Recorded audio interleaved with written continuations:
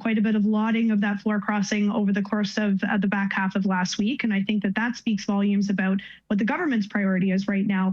We're starting to see some defection in Carney's caucus. Welcome back to Moose and Loose. My name's David. Today we've got a Liberal criticizing quite harshly Mark Carney's budget. We have public servants slated to be moved over to the military, and we still have more media blowout. Got a bunch of other stuff here. Let's jump into this. Starting this one off, we got some polling data. This is new Abacus data coming out of Ontario. The PC's Doug Ford polling 51%. Next closest is 23%. It's really been no competition there for Doug Ford for a long time. Moving ahead, what do we got? The job numbers. The Liberals bragging about these job numbers. They posted this on X. Canada's economy added 67,000 jobs in October. Also note Chris D'Entremont's face here. Look at this face. So sad looking. This guy's a traitor. But as Kirk points out, that's not the full picture. 67,000 jobs. Oh yeah? Most of those are part-time. As he points out, minus 18,500 full-time jobs plus 85,000 part-time jobs. Congratulations. Next up, we got the National Post with this one. On Remembrance Day, Conservatives calling for reversal of military's Remembrance Day prayer ban. The directive issued in October 2023 compels military chaplains to carefully choose their words that are inclusive to all assembled, including atheists. The order also restricts chaplains from wearing so-called faith traditional scarves bearing religious symbols like crosses and crescent moons at military ceremonies. Give me a break. This is ridiculous. I'm not religious, but I think this is ridiculous. If our fathers, grandfathers, grandmothers were alive to see what is happening today, they would be absolutely ticked off. Moving ahead, we've got this one from the Ottawa Citizen. Canadian military will rely on an army of public servants to boost its ranks by 300,000. Federal public servants will be trained to pew-pew the pew-pews, drive trucks and fly drones, according to a Defense Department directive. That's right, we're moving public servants into the military now. Do they get to choose, or is it just conscripted? Here you go, you're in the military now. Classifying a bunch of civil servants as military will let Carney fake compliance with NATO. I was about to say, this is what he's doing.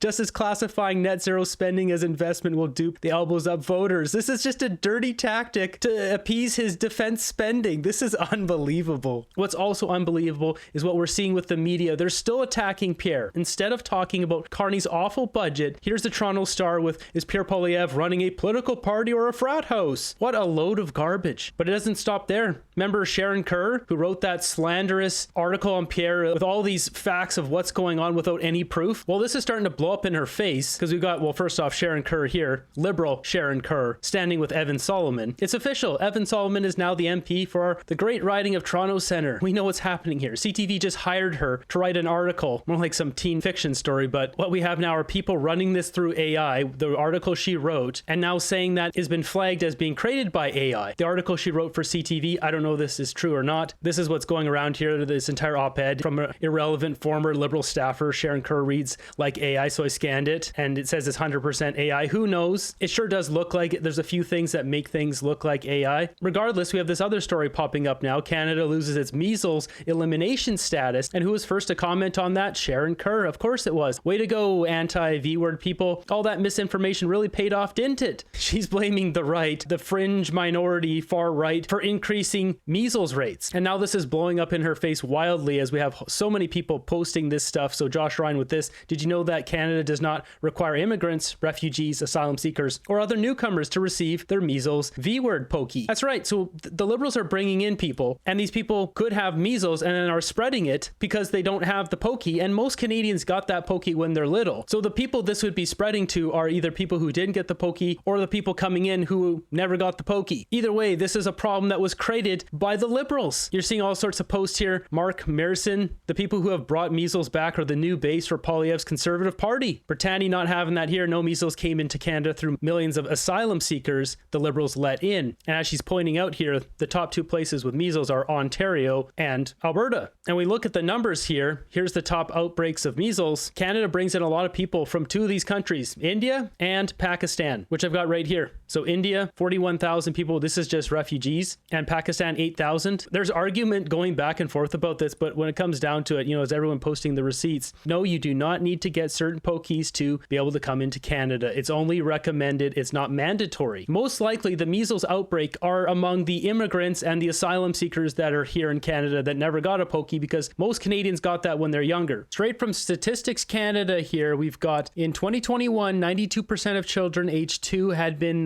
V word for measles. 92%. And what happened with the immigration? It exploded right from here all the way until today. We jump over to immigrationstatistics.ca. Here's the full picture. 92% of Canadians got the pokey here.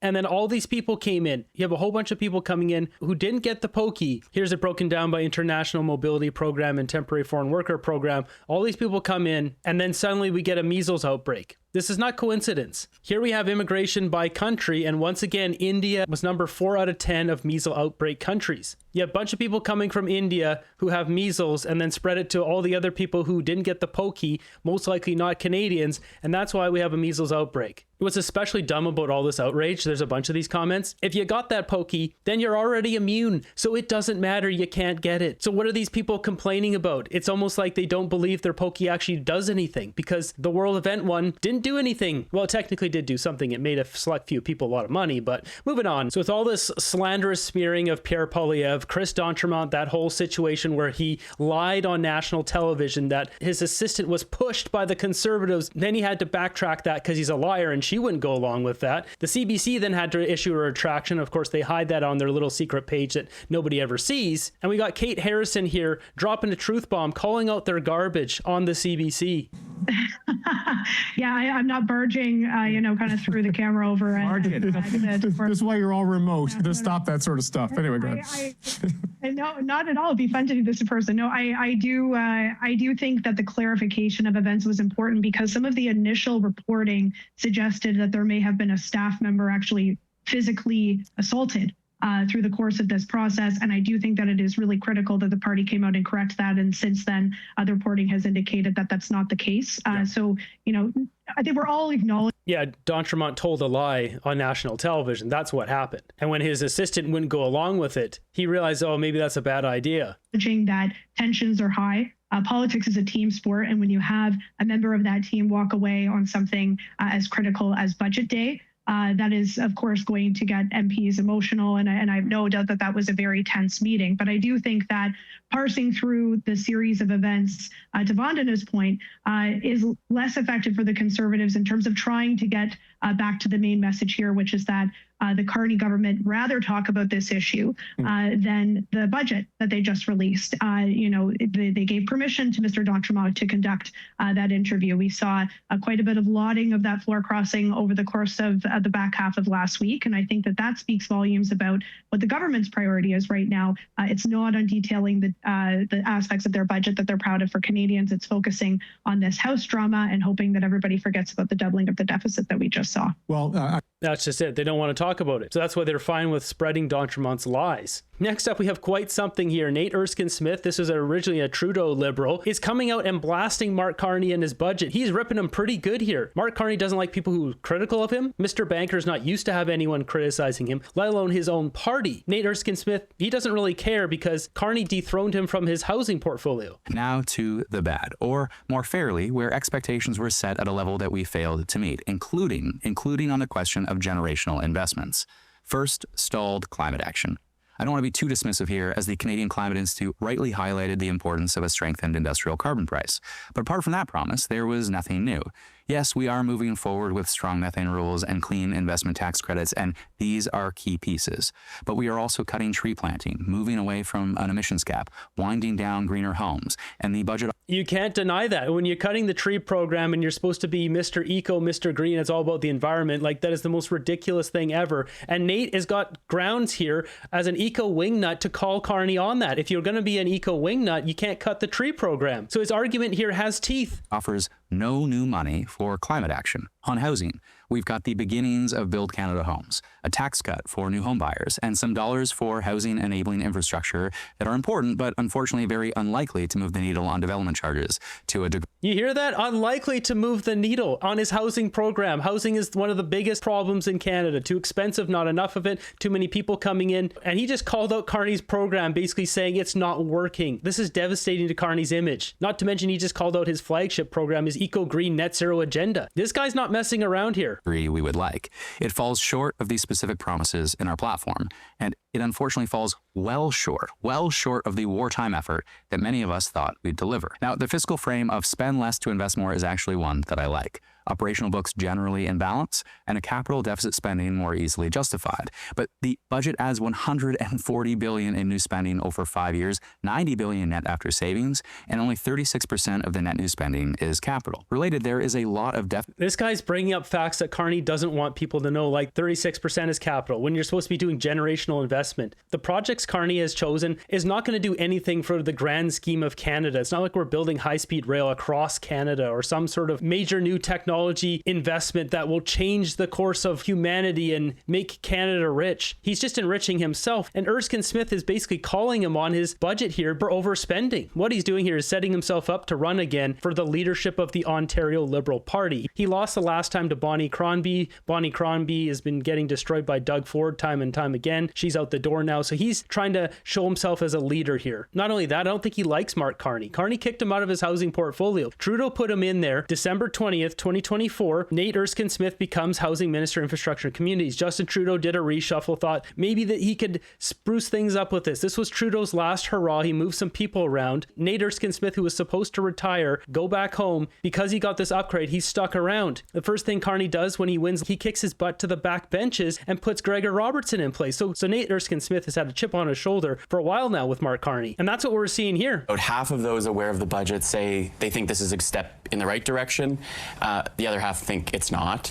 And what we also learn is, though, when you dig deep and you actually ask people, like, do you think you're going to be better off because of this budget? Only 17% do, and the size of us, almost more than double that, say they won't be. It will actually hurt them. Deficit financing here to cover non-capital new spending. Yes, honoring our initial 2% commitment to NATO made sense, and a middle-class tax cut was a platform promise. But these are far and away the two largest financial commitments. They are non-capital, and they should be paid for. My kids shouldn't pay for today's military or for me to save $400 of income taxes. And much-needed OAS reform, the largest non-capital growing expenditure, it still isn't part of our political conversation. This is amazing. He's pointing out what conservatives are pointing out. The military is operational spending. There's no capital with boots and uniforms. These are the talking points that the Liberals do not want pointed out, and you have a Liberal pointing this out. Now, the ugly. And there isn't a lot that falls in this category, thankfully. First, we see the budget commit to a new inefficient fossil fuel subsidy for LNG facilities. Look, if there's a business case for LNG, there is a business case. We do not need more public dollars chasing fossil fuels. Worse, we see major cuts of over $2.5 billion over 4 years to international development assistance. Real Keir Starmer energy that unfortunately caters to a prevailing, albeit short-sighted current view among wealthy donor countries. A Pearsonian budget this is not. Now, I know these are not easy times, and a budget Foreign aid cutting, that's the ugly. This guy is quite something, isn't he? The timing of the release of this video is astonishing. You've got the Conservatives on their back heels for 2 weeks now, with the media pounding down on Pierre Poilievre over the RCMP statements. Then you've got the floor crosser, you've got Genereux stepping down, and the media just hammering and hammering. And what does Nate Erskine Smith do? He sticks one right in Carney's back and twists it right at his moment of strength here. He is sending a massive statement to Mark Carney. This involves tough choices, of course it does. It's also only a first budget. It can't be expected to solve all problems.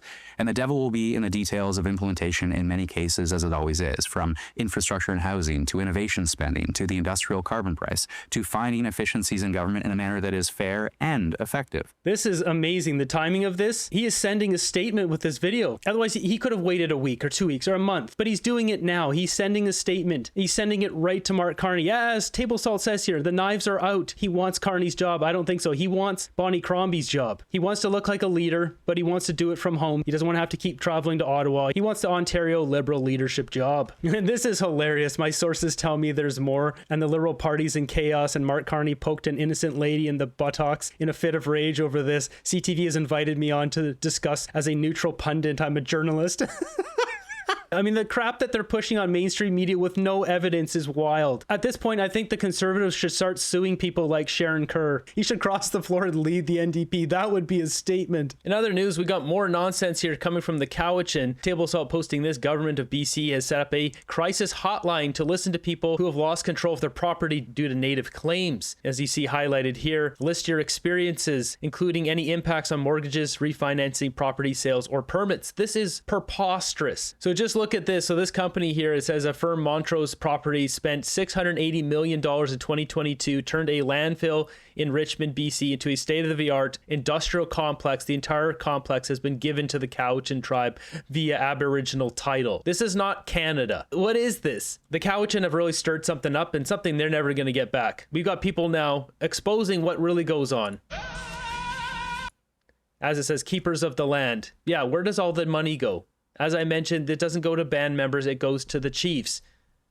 Many of these bands look like absolute crap holes. Just garbage everywhere, they're complete dumps, disarray, falling apart, as we see here. And as we see here, this is Brittany pointing out 290,000 cubic metric tons of trash piled up on the Cowichan River. The Cowichan are stealing taxpayers' land, meanwhile turning their own land into garbage dumps. The scale of the dump is extraordinary. Provincial documents say there are 290,000 cubic meters of waste here, about 40% of it construction and demolition waste, as well as contaminated soil. Worrisome pollutants, they say, include heavy metals, asbestos, and lead paint.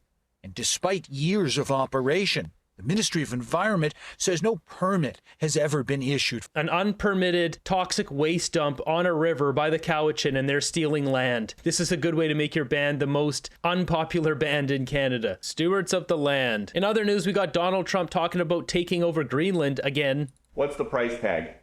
Well, maybe no price tag. Look, we're going to have to see what happens because Denmark, we need this for national security. We need Greenland very badly. You look at the Russian ships, the China ships, they're all over the place. They're, surrounding. Now, they have for a long time. That's a lane. But we need that for national security. So I don't know that Denmark has any right, title, and interest, and we're going to find that. But I can tell you, you saw the clips that were released. The people of Greenland would love to become a state of the United States of America. We were greeted with tremendous love and affection and respect. The people would like to be a part of the United States. Now, Denmark maybe doesn't like it, but then we can't be too happy with Denmark, and maybe things have to happen with respect to Denmark having to do with tariffs, because they have to do this, I think, for the free world. We need that to protect the free world. Is very important. Well, that's heating up. In reality, though, it's big 15-20% of the people of Greenland who are interested in that. So unless America conquers it, they're not going to just willingly join America and become the 51st state. And who will stop the U.S.? Well, that's the key point here. No one. No one can stop the U.S. So it depends. Do they want to take it with force? I don't know.